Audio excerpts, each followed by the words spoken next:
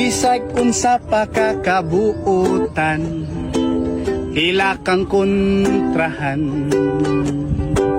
Kay sayo pra ilang makitan, bisag dili nimo binuhatan. Kay ang ilahang gusto, maglagot nimo ang mga tao. Isalig lang sa Ginoo, kay ang grasya na animo. Pait yung mga tao ron eh. Uson na gyud karon ang unsa man, ilara kang gamiton, tungod manggod nimo nga buutan ra ka kaayo.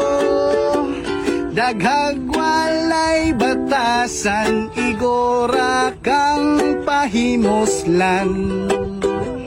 Pero bisag buutan ka, kontrahan gyapon kanila. Another list.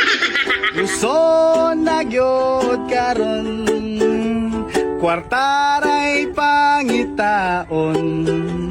Pero kung pobre ka, yano-yanohon ra kanila. Dalira kay ang karma, baong karon pag-ampo na. Bahala na ang Ginoo, maoy mo protektahan nimo.